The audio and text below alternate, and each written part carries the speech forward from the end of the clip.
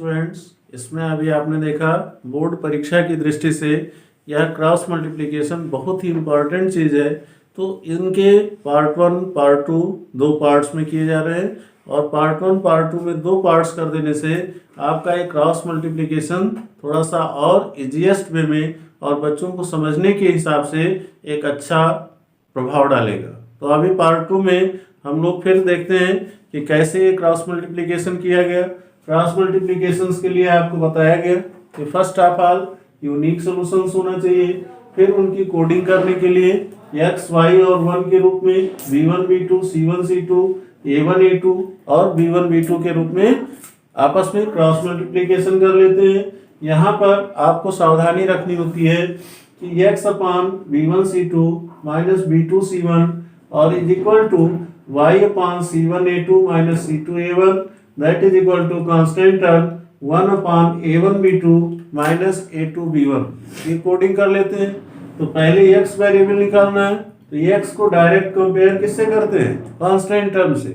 वही चीज हम यहाँ पर अभी पिछले वीडियो में कर रहे थे। तो यहाँ पर प्रमुख रूप से x की वैल्यू रखने के लिए हमने क्या किया, जो आपके सामने दिख रहा है x अपान b1 c2, b1 यहाँ हमारी फिंगर है, यहाँ देख रहे हैं b1 की वैल्यू 1 है और c2 की वैल्यू क्या है minus a square minus b square. तो इनको आपस में मल्टीप्लाई करना है। तो 1 का मल्टीप्लाई होगा, इससे कोई फर्क नहीं पड़ेगा। माइनस का मल्टीप्लाई a स्क्वायर के साथ होगा, तो minus a square plus b square. तो यहाँ पर आप देख रहे हैं ये minus a square plus b square, पहले हम एज इट उसको b1 c2 minus b2 c1 के रूप में रख लिए। Constant term 1 upon a1 b2 minus a2 b1 रख लिए। यहाँ से अब हम क्या कर रहे हैं, x की वैल्यू जब फाइंड आउट करनी है तो x के साथ किसका मल्टीप्लाई होगा, माइनस b माइनस a। तो इससे x के साथ ले जाने से कोई फायदा नहीं है, इस नाते हम उसको एज इट इज डिनोमिनेटर में कांस्टेंट रखे। फिर हम क्या किए, फर्स्ट फ्रैक्शन का जो डिनोमिनेटर था 1 से मल्टीप्लाई करना है और यही मेन ब्रैकेट है। उस ब्रैकेट को सॉल्व करने के लिए 1 का मल्टीप्लाई किससे किए, minus a square minus b square.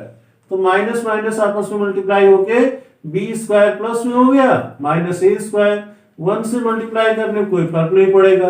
Plus b का मल्टीप्लिकेशन किसके साथ हो रहा है, माइनस a प्लस b के साथ। तो पहले माइनस के साथ ओपन करोगे तो b जब मल्टीप्लाइड होगा तो माइनस बी ए।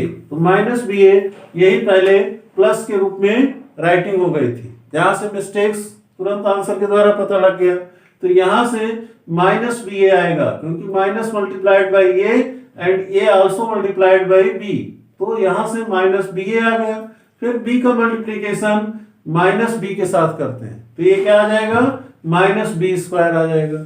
माइनस बी स्क्वायर इस प्लस बी स्क्वायर से कैंसिल हो रहा है, तो हमारे पास बच क्या रहा है, minus a square minus B ए, जिसमें हम माइनस साइन कॉमन ले लेते हैं। तो बचा क्या, ए स्क्वायर प्लस बी ए होल अपान नीचे जो आप देख रहे हैं माइनस कॉमन करके इस टर्म को, कांस्टेंट वाले टर्म को माइनस कॉमन किए, तो ये भी ए प्लस बी या बी प्लस ए के रूप में लिख सकते हैं। अब हमें टर्म्स दिख रहा है कि हमें ए प्लस बी के रूप में मिल जाए, तो इजिली उसको हम डिवाइड कर देंगे।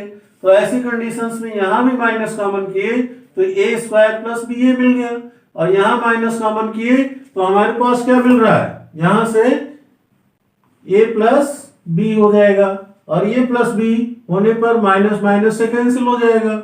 अगले स्टेप में हमने देखा कि x इज इक्वल टू क्या हो जाएगा, a इंटू ब्रैकेट में a plus b upon a plus B.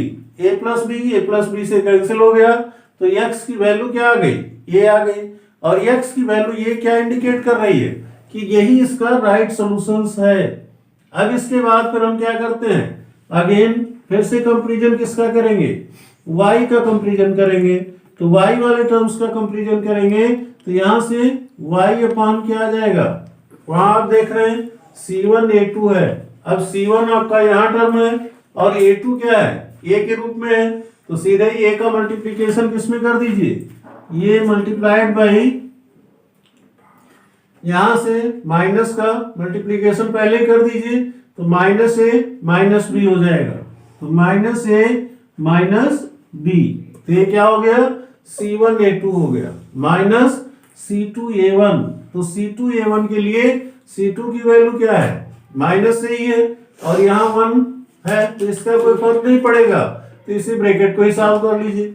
अब माइनस तो एक पहले से ही है, पहले इस ब्रैकेट को लगा करके क्या करेंगे, हम यहाँ से माइनस से मल्टीप्लाई कर दें तो minus a square plus b square, minus a square plus b square हो जाएगा, ये y का टर्म्स हो गया, और दैट इज इक्वल टू क्या हो जाएगा, यहां से फिर वही कांस्टेंट टर्म के लिए फिर वही सेम चीज, माइनस साइन कॉमन कर लीजिए और a प्लस बी नोट कर लीजिए, ब्रेस लगा दीजिए जिससे सेपरेट भी हो जाए। अब क्या करते हैं, फिर y का मल्टीप्लीकेशन इस साथ और इनका मल्टीप्लीकेशन 1 के साथ। यहाँ पर प्रमुख रूप से बार बार वही काम करना है, एक बार x वेरिएबल डिफाइन किए, दोबारा y वेरिएबल डिफाइन करेंगे, तो यहां से आपकी फिर वैल्यू क्या आ जाएगी, y is equal to, that implies y is equal to, इसी को सिंप्लीफाई करके 1 से मल्टीप्लाई कर दीजिए, 1 से मल्टीप्लाई करने में कोई फर्क नहीं पड़ेगा, तो यहां से क्या आ गया, माइनस ए स्क्वायर और ये माइनस ए बी हो जाएगा। फिर इसके बाद फिर क्या करेंगे, ये तो फर्स्ट ब्रैकेट में आएगा, लेकिन हम इसी को भी ओपन कर लीजिए, सेकंड ब्रैकेट को भी, तो माइनस माइनस प्लस ए स्क्वायर, तो प्लस ए स्क्वायर हुआ, फिर माइनस प्लस माइनस हो जाएगा तो माइनस ए बी स्क्वायर, ठीक। यहां से ए बी स्क्वायर नहीं होगा, माइनस का मल्टीप्लाई माइनस ए स्क्वायर से हुआ तो प्लस ए स्क्वायर हो गया, माइनस का मल्टीप्लाई प्लस बी स्क्वायर से होगा तो क्या हो जाएगा, माइनस बी स्क्वायर हो जाएगा। तो यहाँ का स्पेस देख रहे हैं, ये माइनस बी स्क्वायर हो गया। इतने टर्म्स का मल्टीप्लाई 1 के साथ होना है, इस नाते कोई फर्क नहीं पड़ेगा। अब होल अपॉन क्या आ जाएगा, होल अपॉन माइनस ए प्लस बी, यहां से आप ब्रैकेट पहले लगा चुके हैं, ब्रेस भी जरूरत पड़ने पर लगा लेते हैं, तो इस नाते यहाँ पर अभी एक स्टेप ब्रेस ही लगा करके चलिए और यहाँ स्मॉल ब्रैकेट लगा दीजिए, क्योंकि अभी आपने माइनस कॉमन नहीं लिया है। अगले स्टेप में क्या करते हैं यहाँ पर कि अब आप देखिए कोई टर्म्स कैंसिल आउट हो रहा है, जैसे यहाँ माइनस ए स्क्वायर है, यहाँ प्लस ए स्क्वायर है, आपस में कैंसिल हो गए, minus a b minus b square, तो यहाँ से क्या कीजिए, माइनस बी को कॉमन कर लीजिए, और माइनस बी को कॉमन कर लेने के बाद क्या बचेगा, आपके पास बचेगा माइनस बी कॉमन होने पर ए बच जाएगा, और इसके बाद फिर यहां से प्लस बी बच जाएगा। सेम कंडीशंस में आप यहाँ माइनस पहले कॉमन ले ही चुके हैं, यहाँ भी ए प्लस बी बच जा रहा है। अब ए प्लस बी से कैंसिल हो रहा है, माइनस साइन से कैंसिल हो रहा है, तो एटलीस्ट क्या आ गया, फिर y की वैल्यू भी b आ गई। तो इससे क्या आपको पता लगा कि x और y दोनों वेरिएबल्स आपके सॉल्व हो गए, x की वैल्यू ये आ गई और y की वैल्यू b आ गई। में भी आपको वेरिफिकेशन करना है तो चाहे आप फर्स्ट इक्वेशन में वैल्यू पुट कर दीजिए या सेकंड इक्वेशन में, जो आपका सॉल्यूशंस आया वो वेरीफाइड करेगा। तो ये तो पहले से मालूम है कि x की जगह ये, y की जगह b, तो that is equal to a plus b हो जाएगा। पहला इक्वेशन संतुष्ट है। दूसरे में अगर आप करना चाह रहे हो तो a इंटू एक्स की वैल्यू ये है, तो a इंटू ए स्क्वायर हुआ, minus b into b square हो जाएगा।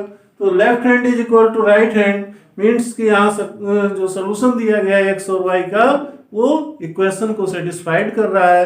That is the right solutions of cross multiplication, that is the good example of linear pair of equation, जिसको हमने cross multiplication process से solve किया। अब इसमें बच्चे थोड़ा सा घबराते हैं कि हो सकता है कि कोई डिफिकल्ट प्रॉब्लम आ जाए, कोई मान लीजिए रेशनल नंबर आ जाए जिसमें आप फ्रैक्शन बेस करते हैं, तो उससे भी घबराने की जरूरत नहीं है। बस ये कॉन्सेप्ट आपको क्लियर हो, जहां हमारी फिंगर है मीन्स कि x, y और 1 इनकी कोडिंग कर लीजिए। कोडिंग सबसे आसान तरीका क्या है, रट जाइए, v1 v2 c1 c2 a1 a2 b1 b2, बस। अब यहां से क्या करते हैं, b1 को c2 से मल्टीप्लाई किए और b2 को c1 से मल्टीप्लाई किए, फिर c1 को a2 से मल्टीप्लाई करेंगे और c2 को a1 से मल्टीप्लाई करेंगे।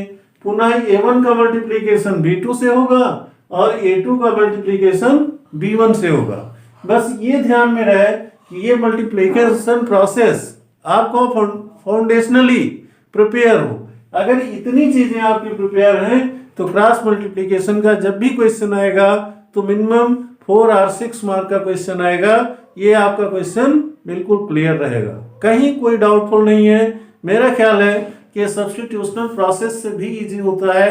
बस थोड़ा सा झिझक आपको कहाँ होती है कि यहाँ से B1C2 माइनस B2C1 इनकी वैल्यू पुट करते समय माइनस प्लस साइन का विशेष तौर पर ध्यान देना है। अगर यहाँ आप थोड़ा सा भी लापरवाही किए तुरंत आपका क्वेश्चन गलत हो जाएगा। जैसे अभी पिछले वीडियो में ही आपने देखा कि यहाँ हमने जो वैल्यू पुट किया, यहाँ माइनस साइन एक जगह चूक कर रहा था। अब माइनस साइन चूक करने से तुरंत इसका x का क्लियर सोल्यूशन नहीं आ रहा था। तो सेम कंडीशंस में ये वैल्यू पुट करने के लिए आपको वेल अवेयर्ड रहने की जरूरत है। विशेष जागरूकता यही दिखानी है, यही आपकी ऊर्जा पूरी खर्च होनी चाहिए। अगर ये ऊर्जा आपने सही दिशा में प्रयोग कर लिया तो जाहिर सी बात है, मेरा चैलेंज है कि आपका क्वेश्चन कभी भी सोते जागते कभी भी गलत नहीं होगा। अब इसमें लास्ट टॉपिक क्या आता है कि सिमुल्टेनियस इक्वेशन। सिमुल्टेनियस इक्वेशन थोड़ा सा उसमें प्रोसेसिंग तो बहुत ही आसान होती है, किसी भी प्रोसेस से कर लीजिए, चाहे वो सब्स्टिट्यूशन प्रोसेस से कीजिए या फिर एलिमिनेशन से कीजिए, ग्राफिकल कोई करता ही नहीं है। क्रॉस मल्टीप्लिकेशन स्पेशल केसेस में किए जाते हैं। तो मेनली आपको एलिमिनेशन और सब्स्टिट्यूशन प्रोसेस करने हैं जो आपकी प्रॉब्लम वर्ड प्रॉब्लम के रूप में आती है। तो वर्ड प्रॉब्लम जब भी होती है तो उसको फर्स्ट ऑफ ऑल रीडिंग करके 1 या 2 बार ये चीज क्लियर कर लीजिए कि what is given and what is required. इस प्रश्न में कौन सा डाटा दिया गया है, उस डाटा को कई रूपों में दे सकते हैं, जैसे एज प्रॉब्लम हुई, नंबर प्रॉब्लम हुआ, या इससे रिलेटेड जो भी प्रॉब्लम्स बन सकते हैं उन प्रॉब्लम्स को कम से कम 2 से 3 बार पढ़ना चाहिए। पढ़ने के बाद व्हाट इज गिवन, क्या क्या चीजें दी गई हैं, व्हाट इज रिक्वायर्ड, कॉमन सी बात है कि 2 वेरिएबल का क्वेश्चन है तो जाहिर सी बात है 2 इक्वेशन बनेगा, और 2 इक्वेशन बनेंगे तो चाहे उसको सब्स्टिट्यूशन प्रोसेस से सॉल्व कर लीजिए या सामान्य तौर पर एलिमिनेशन प्रोसेस से सॉल्व कर लीजिए। तो मेन जो टॉपिक का कंक्लूजन है वो ये प्रोसेसिंग है, और ये प्रोसेसिंग जान गए तो वर्ड प्रॉब्लम आपकी कोई मेन प्रॉब्लम नहीं है। और इसके बाद फिर नेक्स्ट वीडियो जो हमारा आएगा ये वर्ड प्रॉब्लम का कोई एग्जांपल्स लेकर के आपको वेल सेटिस्फाइड कर देंगे। दूसरी चीज कि यहाँ पर जो प्रॉब्लम्स सॉल्व करने की बात आती है, यहाँ पर आपको धैर्यपूर्वक काम करना होता है कि वर्ड प्रॉब्लम में 50% इक्वेशन बनाना और 50% इक्वेशन सॉल्व करना। तो मेन जो सॉल्विंग प्रोसेस है वो आपको आ जाती है, तो इक्वेशन भी बना करके अगले वीडियो में आपको दे देंगे। और इसी के साथ साथ हम ये कोशिश करते हैं कि लगता है कि इस समय आप लोग विशेष तौर पर वीडियो ध्यान से नहीं देख रहे हैं, और ध्यान से अगर देख रहे हैं तो जाहिर सी बात है लाइकिंग शो करनी चाहिए, सब्सक्रिप्शन भी देना चाहिए, सब्सक्राइब कीजिए। ये आपका सेल्फ राइट है कि आप अपनी ओपिनियन दीजिए। मैं नहीं कहता कि आप गुड कीजिए, आपको लगे तो आप गुड कीजिए।